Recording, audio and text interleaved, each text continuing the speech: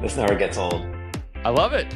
And This is we're fun. live. Welcome back to the DFI podcast, where we go deep on Web3 infrastructure and services with our guest, Naman. Thank you so much for joining today.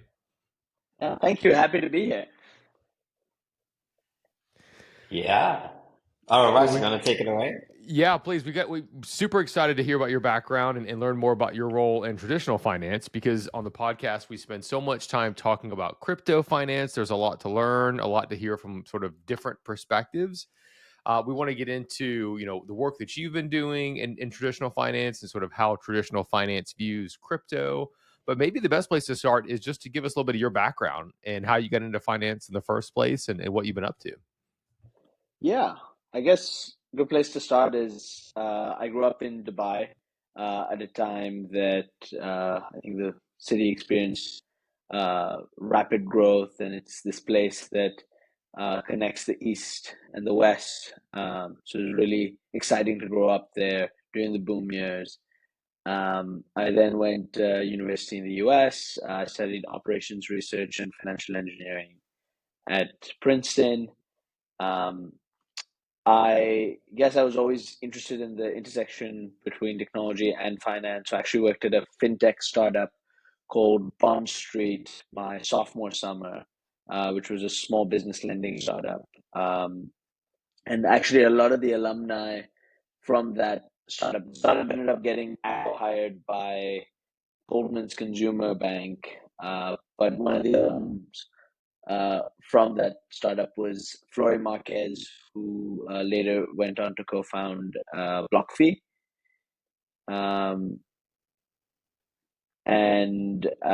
So it was interesting because I think that was 2015. I think probably the just about, at least in my circle, starting to talk about crypto and Bitcoin and it was all probably very early stages in terms of people thinking about how these emerging technologies can be seriously applied in all different formats, in particular finance. And so that was really exciting time. But I ended up next summer joining Citadel in their global fixed income and macro hedge fund. And I think then I sort of went very deep into sort of traditional finance. So it was kind of one of those things where I think every time I spoke to Ishan over the years about sort of DeFi and all the exciting things that that are happening there, I always felt like, oh, maybe it's the one that got away. Because I knew these people that I worked with who were doing really interesting things.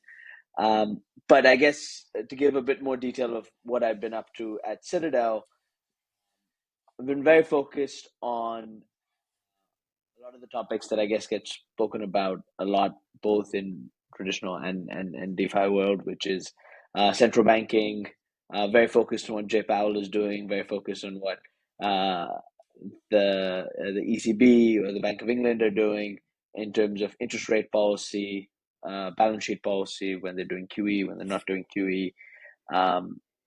I trade those direct announcements through the interest rate derivatives markets that actually tend to be the first port of call for the transmission of that monetary policy through to other asset markets and then ultimately the real economy. And to anticipate changes in monetary policy, a lot of time we need to focus on what's happening in the real economy, for sure. Sort of where's growth, where's inflation, what's happening in the labor market in the US, or in the economy that we're focused on. We're also very focused on the plumbing of the financial system and how liquidity and credit is flowing through to financial intermediaries through banks and shadow banking systems, as well as through to households and businesses. So very focused on things like the repo market, which I'm sure we'll talk about through the podcast. Very focused on globally which currencies surplus countries tend to hold their reserves in. And one of the first books I read as I was trying to get up to speed for the job or for the internship really was this book called Currency Wars, which is a very early. There's a very early allusion to something like crypto. I think even before the Bitcoin white paper about the potential and historical precedences for, as you have a declining empire, as you have increased geopolitical tensions for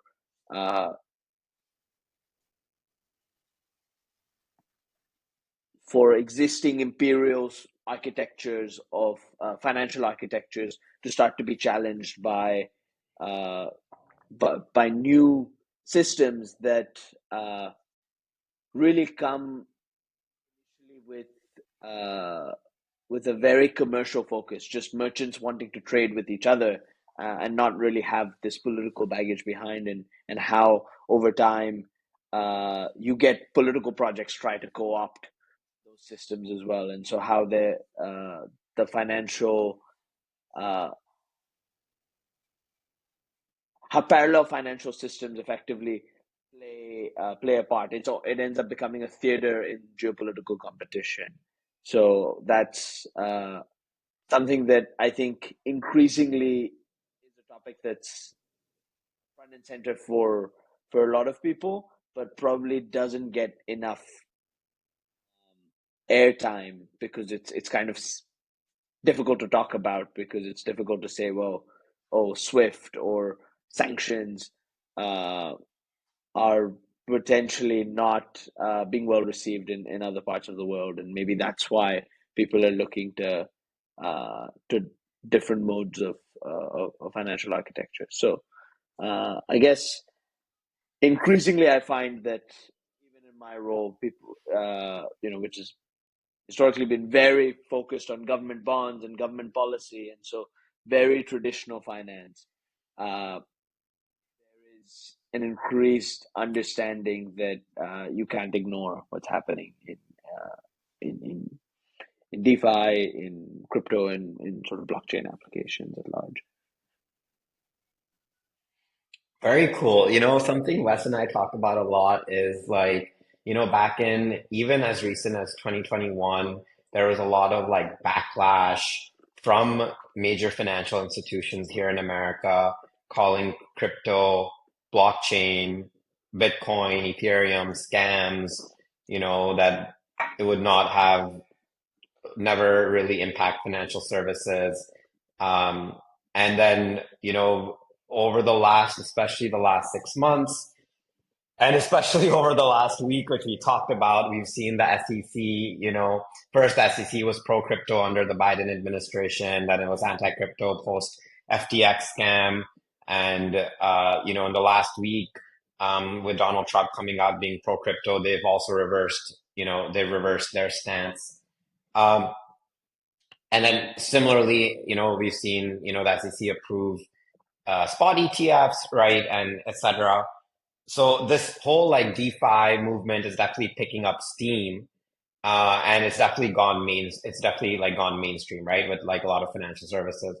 What is like, what I guess, and you've been in like, at Citadel and traditional finance for a long time. How have you seen like that shift change from like the perspective of like, blockchain and crypto is a scam to like, these are real financial instruments and can provide real value to, real people? Yeah, I guess I'd just like to give a disclaimer that I'm no longer at Citadel, and I quit a Okay. year ago. And obviously, anything I say is, firstly, I'm not representing any firm because I'm unemployed and on gardening leave. But I think what probably still at a very fluid state where there's maybe a more serious look at these topics at a lot of these firms, but I don't think we've reached any sort of end state where anyone can confidently state that this is how we think blockchain is going to, or distributed ledger technologies are going to revolutionize or change workflows, or uh, change the way we transact. I think we're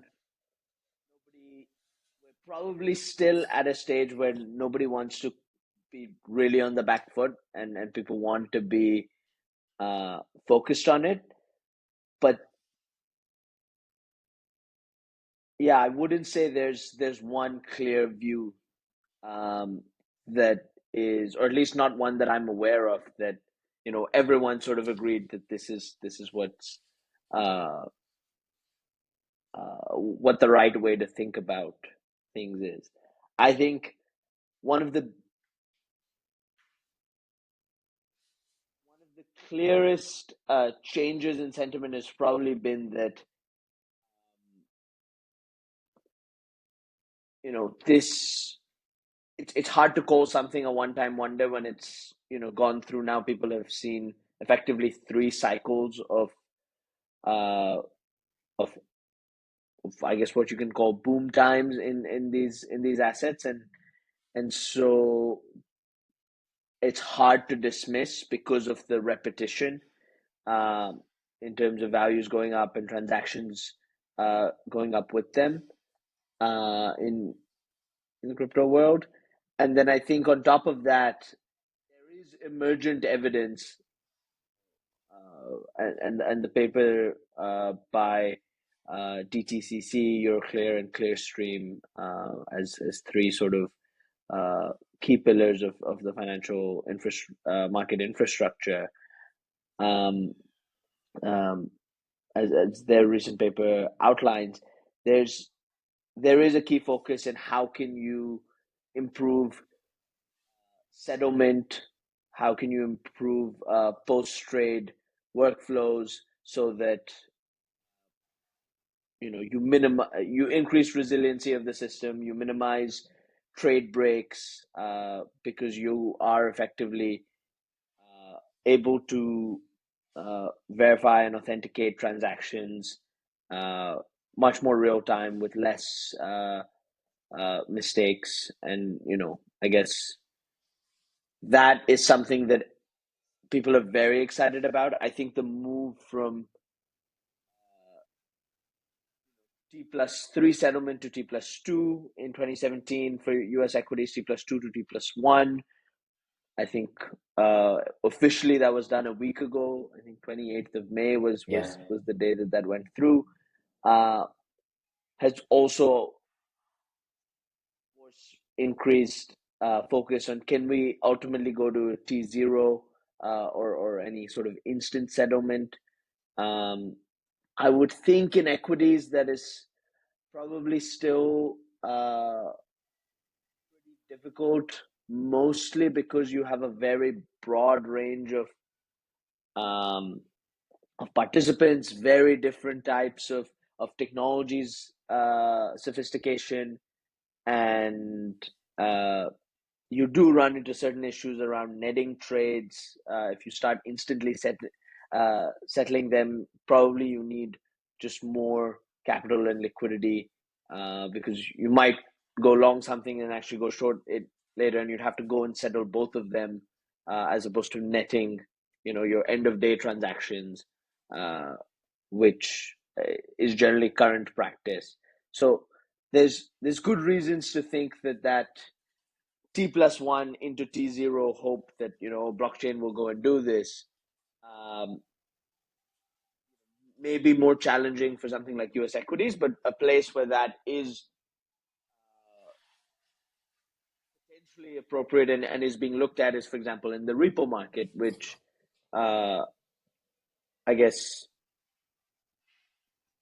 the probably one of the largest markets in the world is traded in more than $1 trillion of notional every single day, and it's effectively how banks and financial institutions broadly um, lend or borrow against treasury portfolios overnight. So you can get overnight liquidity for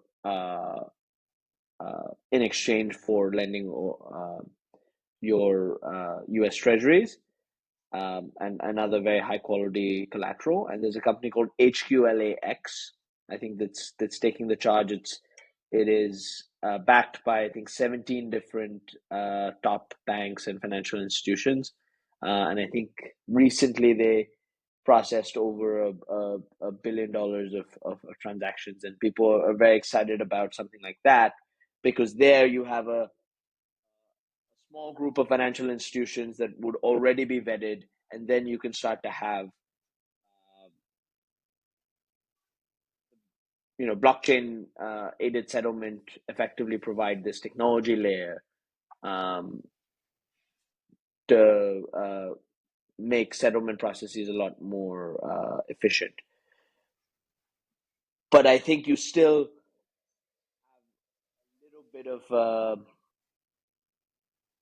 hesitation to open it up to something where you don't really know who the participants are going to be. I think there are a lot of controlled environment experiments going on. See um, I don't see that much, unbridled sort of optimism that this is going to this is going to be applicable across the board for every asset in just a very open and free manner. And I think there's some merit to that because uh, with all financial innovation, you get the risk of over innovation or fraud or bad actors, and I think that's been the case in financial innovation for probably 5,000 years, and I think it's it's no different today. Yeah, that makes a lot of sense. I'm curious, like, okay, so first, I think something you said, right? Everything here is not financial advice. So for anyone who's listening or watching, Yes. right, this is our own opinions, personal opinions, not tied to anywhere where we work. And so that's just, we don't do a lot of DeFi stuff, so I figured I might as well say that. But I guess I had a question is like, where how does how do people from what you have seen or heard or spoken to think about the actual blockchain technology and the DLT use cases separate from stable coins or cryptocurrency, which are more they might be, like originally Bitcoin was thought to be like a currency, right? Today it's basically treated as digital gold, right? Like an asset. Others, like even today, Ethereum, if you think about what a spot ETF is, it's like an investment and more of an asset than an investment in like a currency, right? So where have you seen people are like, okay, this technology is useful or not useful, or these cryptocurrencies and stable coins are useful and not useful? Where has in your opinion, or what you have seen, like people have been like, this is not useful here, or this is more useful here? Yes, I think the focus on blockchain as a technology in traditional finance for me in conversations that I've had has, you know, I think what I was talking about with the repo market, that's always been something that's been a focus because uh, the repo market is effectively a market for very short-term liquidity. But it still requires a day settlement, and it's not ideal. And so again, linking it to the settlement debates on the equity market, people really view blockchain technology as being something that can open the door, can be the key to open the door to more instantaneous settlement, more instantaneous liquidity, where if trades can get settled more instantly, then people don't have to uh, worry about getting the payment the next day, and you can effectively get delivery for delivery or delivery for payment, and effectively obviating the need for credit to be involved in every transaction, because you can do things more instantaneously, or you reduce that time lag. And so I think the focus has really been, can blockchain be used to reduce, because there's all these layers of post-trade balances, which are really important to make sure that both sides have the correct information, that the collateral exchanges hands in the correct way. And I think that paper from DTCC really talks about how those clearing houses and a lot of the processes that currently are used in that, a transaction being agreed, but to the point where it needs to get actually settled, and everything moves to the correct places, that the current financial market infrastructure is radically different to what it was 30, 40, 50 years ago, when there were still stock certificates, physical stock certificates being moved from place to place. And now it's being dematerialized, as that paper says. The question is, can it also now be moved on chain in a way that reduces time lags further, reduces errors and trade breaks further, makes the system more resilient. And I think from that perspective, we also do need to think about how all of these things perform, not only in good times where we may get certain operational efficiencies, but does it also make the system more resilient when weird and wonderful things happen in financial markets, which tend to happen every so often? And I think a key policy consideration, and I think regulators have a very important role here, because companies like, or organizations like DTCC or Euroclear, or any London Clearing House, Chicago Mercantile Exchange, any of these central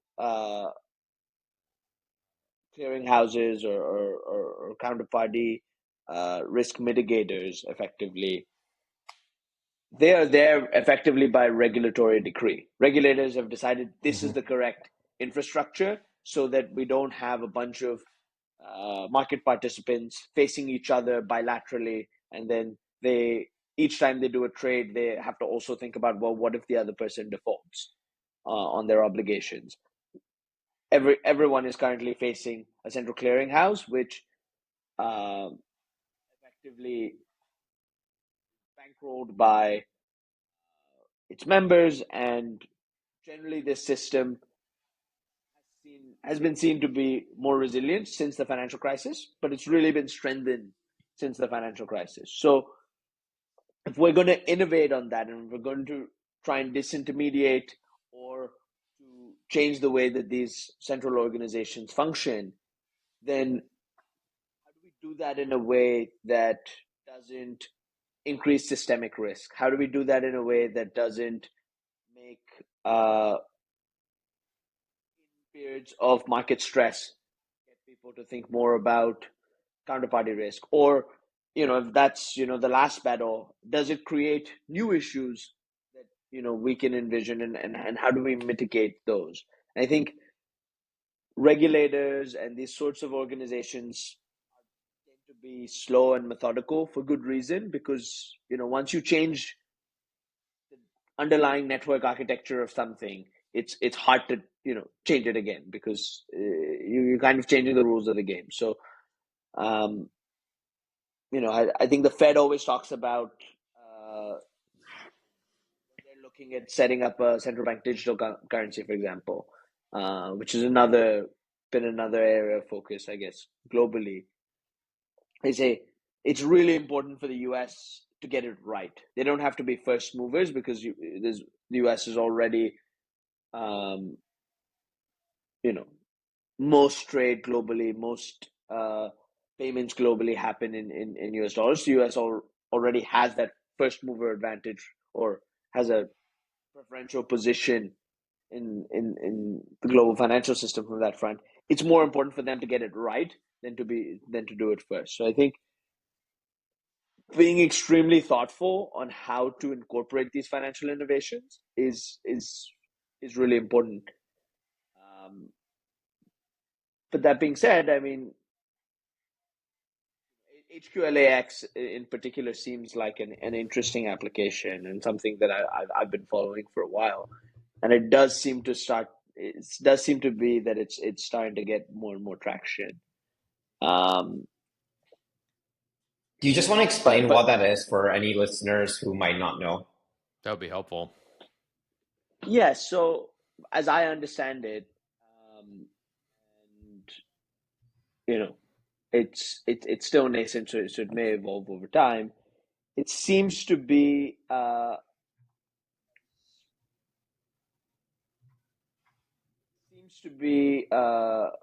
project that is effectively trying to get these transactions, which I was talking about earlier, which is repo transactions, where currently someone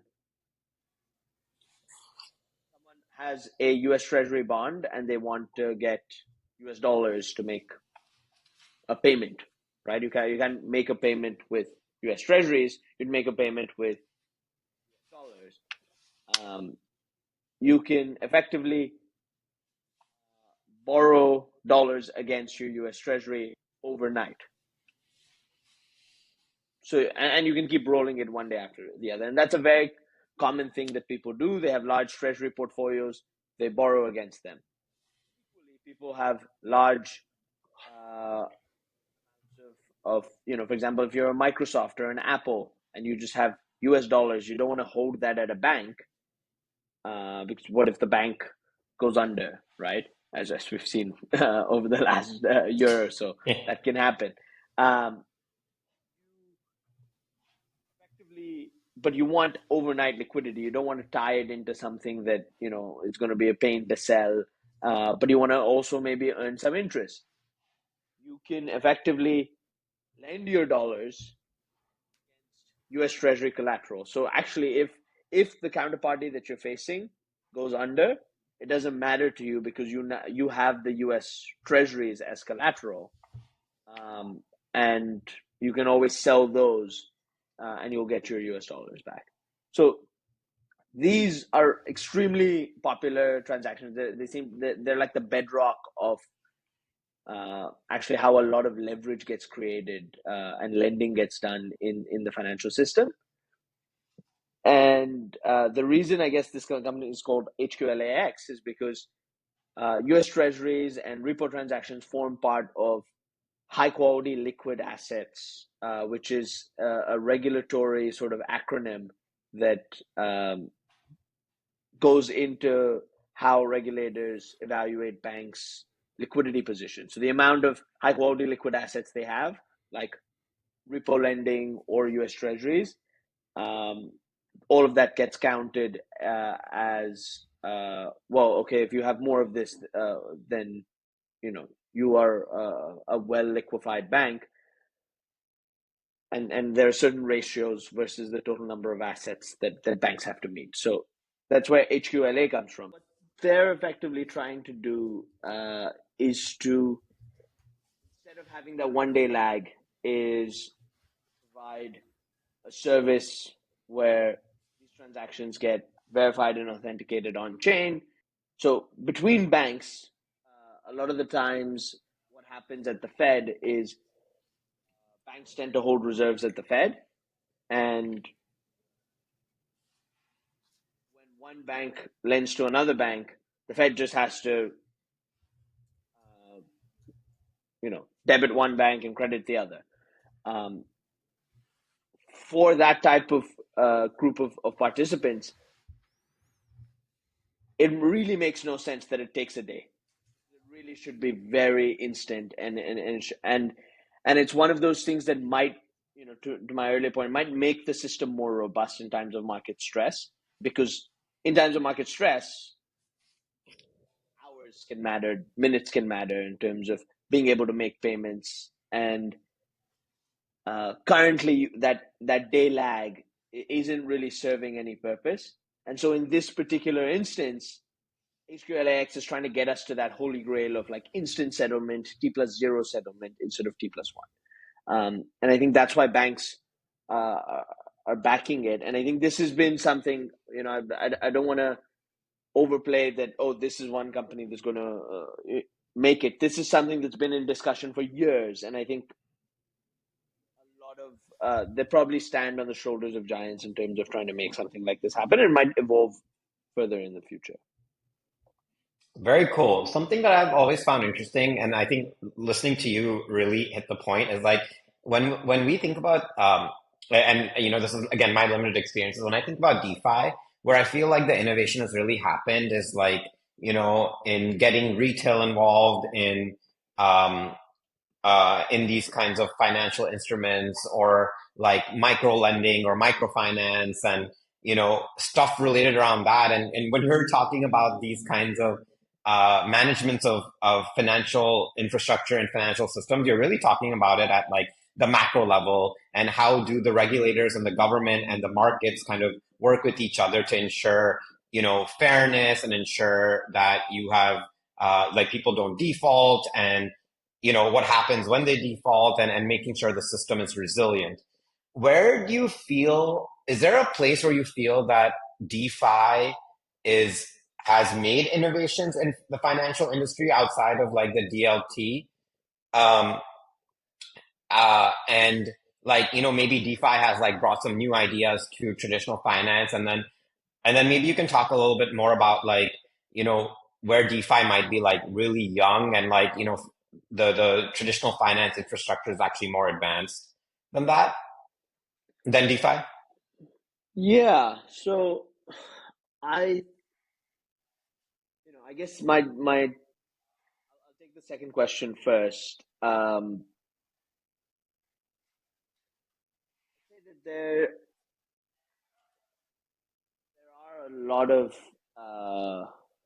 you know I think the classic traditional finance criticism of a lot of things in DeFi is that over time a lot of the DeFi projects or ideas will have to combat some of the very classic uh, pitfalls of that people have seen in thousands of years of financial history, and that happens with in terms of knowing your customer and anti-money laundering. That's always been the case. It's like, how do we verify who's doing transactions, who's the ultimate beneficiary of a transaction, and especially when we're trying to uh, limit. There's always been in society certain types of activities that we try and um, limit or we try and preclude their access from the financial system. And so, how do you gate from bad actors certain things in DeFi? And that requires really having a central body that is trying to figure out who the person is and how does that fit with anonymity and privacy. So uh, that sort of I guess trade-off or competition between the concept of privacy and anonymity um, and ease of transaction and if quick efficient transactions with making sure we're doing all the requisite checks to keep the system clean and obviously what is defined as clean ends up becoming quite a political question. And so I think that's why I like to really connect it to the geopolitics of today. A lot of the financial infrastructure being made in the US is trying to be weaponized by you know uh, for US geopolitical purposes, which on a normative basis you don't have to necessarily take a view.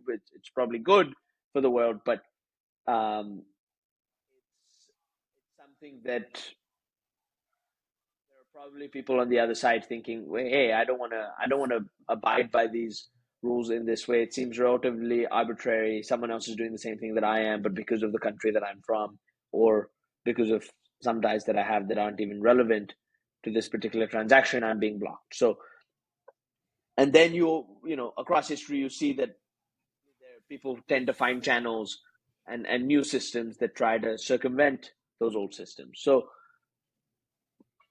I think that's definitely an area that DeFi has to think carefully about. And a lot of projects here was like, do we align ultimately with existing political infrastructure? And do we just try to be a technology layer, or do we try and be a conduit or an alternative or a parallel system that maybe doesn't adhere to everything that the existing political orthodoxy wants us to? And I think that's a debate that we're probably not going to be able to resolve. So, but it's exciting to see, I guess, how that evolves. And I'd say the other one is probably bad actors from just a very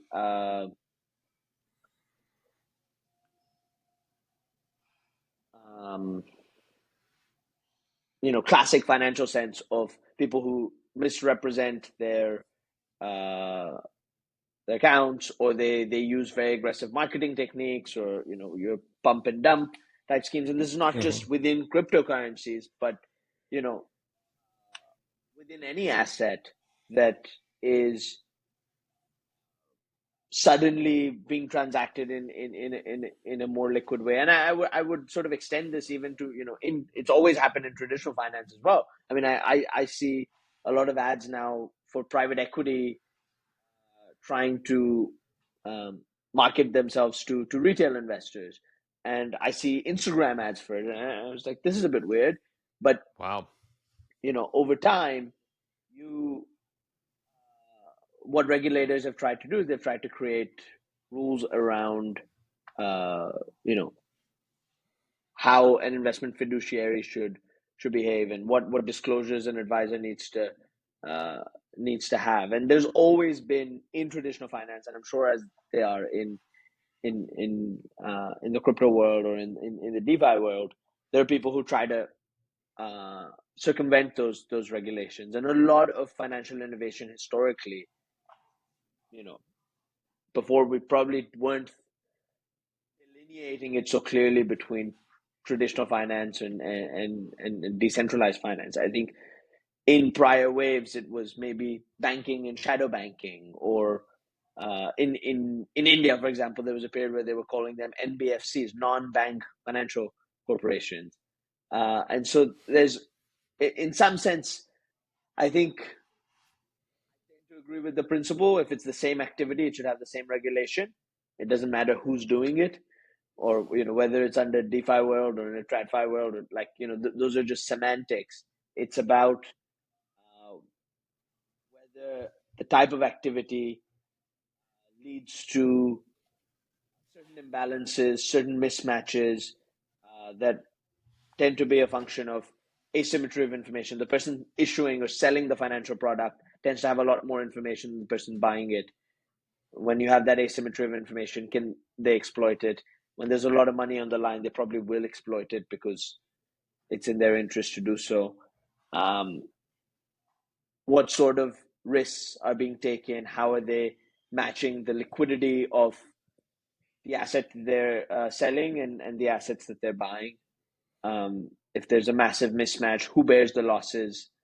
Do they create systemic risks and so effectively socialize the losses, but they've got, they get to privatize the gains? That doesn't seem very fair. So how do you deal with those sorts of things? I don't think traditional finance, has always done it well. Of course not. And I don't think, that anyone can say, oh, there's no scams in traditional finance and there's only scams in DeFi. I just think whenever you have waves of financial innovation, these are all questions that classically come up. And I'd say the last thing is one of the classic behavioral elements that can lead to, I guess bubbles tend to be really good for channeling a lot of investment into new areas and into innovative areas, but they also tend to hurt the most vulnerable in society sometimes, in terms of the increase, because of that asymmetry of information. Less sophisticated investors get pulled into certain asset classes that they don't maybe understand that much about, or they don't really, the game that's being played is being played at a different level. So there's an element of trying to protect um, those most vulnerable in society, but say that probably is not necessarily even the way that the US regulators think about it. It's probably the way that some of the European regulators think about uh, crypto, and that's potentially why there's been more regulation generally in other jurisdictions. So yeah, I'd say those would be the sort of lessons from years or even millennia of financial history that traditionally get cited as saying, well, these are all things that we should be aware of when we're talking about all this great financial innovation. Yeah, I'd say the opportunities and the things that, again, people are seeing: faster settlement, more efficient and more resilient sort of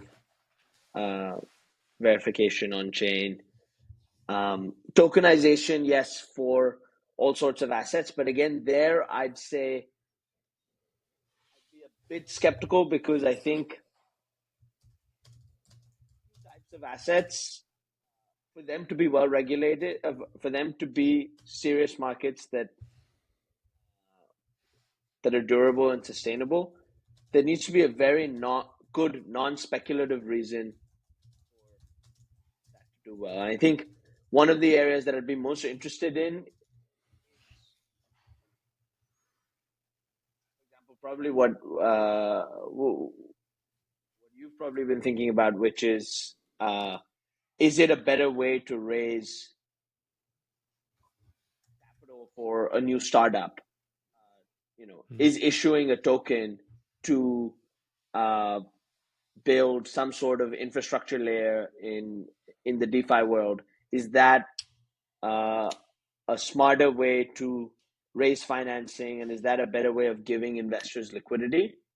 That I can totally get on board with, but that is not my area of expertise. I'm not a VC, and so I would really love to hear a VC's take on how they view two different companies that maybe do the same thing, but one is looking to raise money via issuing a token, versus another one is looking to raise money via traditional VC. I'd love to hear their thoughts on it. I guess from my world, I can tell you maybe a little bit more about the boring things that happen in the repo market. Those boring things have big implications, though. I mean, that's like, they're boring until they're not, and most people don't know why they're actually very exciting. Well, I know we got to bounce here in 1 second, but Naman, I wanted to ask you, you have a breadth of experience in global financial structure that a lot of folks don't. We've seen, to your point, the existing financial order, kind of the post-World War II financial order, adjust and shift a bit in the past few years. The U.S. involvement overseas has changed. The reserve currencies, as you mentioned, that other countries hold has changed. Traditionally, it was gold and dollars. And then maybe after some of the more recent sanctions, countries might question how much U.S. dollars they hold. Could you give any perspective on, as digital assets come in as a space, they have benefits, they have challenges, they have high volatility, but they're sort of steadily growing from hundreds of millions of dollars of market cap up towards, I think Bitcoin is about 1.5 trillion right now. Is there any point in the future where these countries look at digital assets as a component in their portfolio of their reserves, or is that so far the fees? Is it 2 trillion, 10 trillion market cap? Is there stability? What are the factors where that could become a scenario? I think what's already interesting is to see the way individuals in countries that have unstable currencies, unstable governments, where you're worried about, your property rights, and worried about, government encroachment. How those people probably already think about how to park wealth, how to store value, in ways that they feel safe. They're trying to protect against many different risks, and the dollar was the classic way for rich people in probably outdated term, but banana republic. I think in the Cold War it was a very well known sort of phenomenon of dollarization of rich people's assets in some of these countries. And I think starting to see that shift again when I go back to a place like Dubai, and there's a lot of people from exotic parts of the world that congregate there, and they're all wealthy, and they're all always thinking about how to safeguard their wealth for future generations. And obviously, y'all are, I'm sure, well aware that Dubai has also become quite a hub for the DeFi and crypto world. Again, very informal, and conversations I have with friends from people from all over the world. I think that type of person thinking to, okay, I can have gold, I can have digital gold, I can have dollars, and all of this is part of my mix of, they all are relatively liquid. They're all maybe have different amounts. Maybe Bitcoin can get hacked, gold can get stolen from a safe, and dollars can get sanctioned. And so they all have different risks, but maybe there's a place in a portfolio for all three, and it's each to their own in terms of which risk they're more worried about. If you're worried about having some link to some potentially future sanctioned entity, you probably hold less dollars. But that's also maybe a reason why um, a US regulator might think Bitcoin is really just being used to evade sanctions. So um, but there is individual of trying to have your reserves in these sort of, I think that already is a thing that matters, and is important. I think on a country level,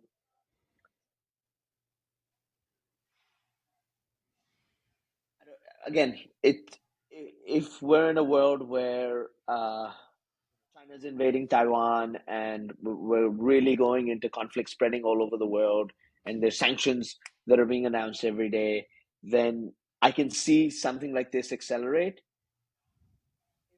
In a couple of years' time, these wars are,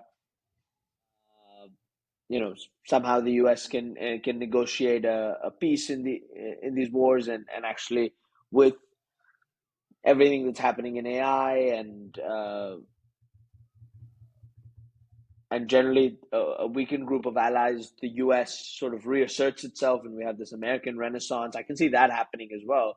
And actually, the dollar, I would say, there's very little evidence up until now that countries have started to shift away from the dollar, because there's like the share of U.S. Of global reserves or global invoicing, global trade that's done in dollars is slipped by maybe from like 65% to 64%, 63%. So it's like Yeah. minimal.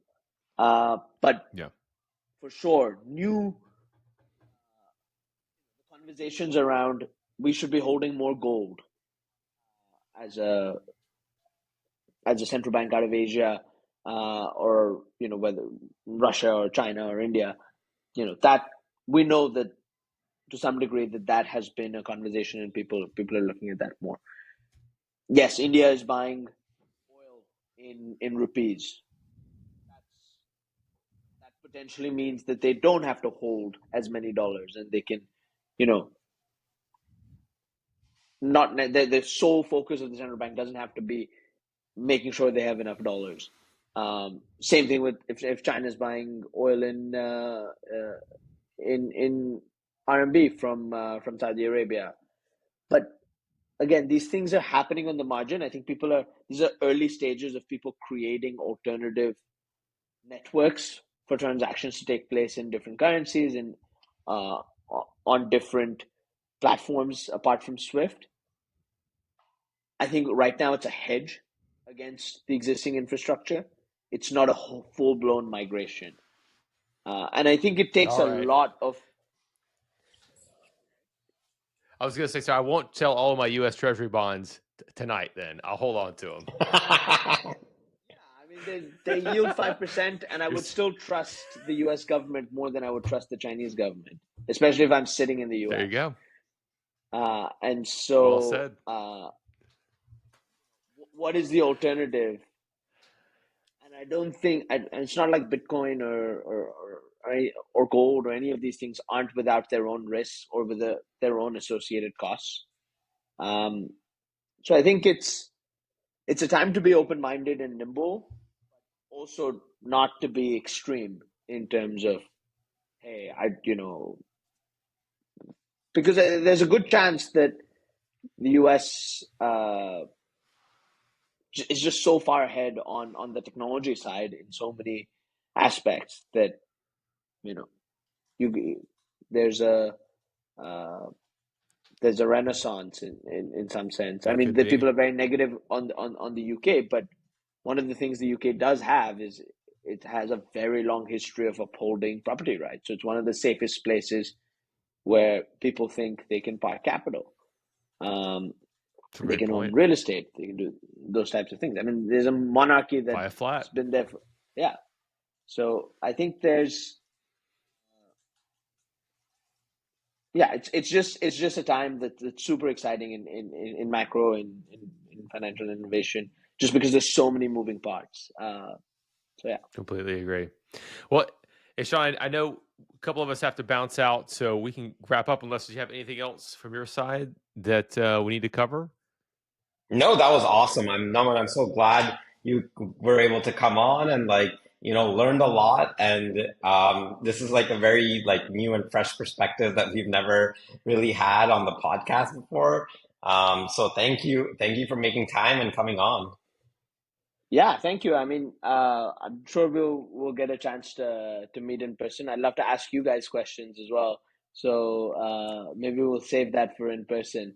But this was really helpful, and I learned a lot from the questions as well. Just and yeah, always great catching up. Awesome. Much fun. Thank you, sir. Thank Cheers. you.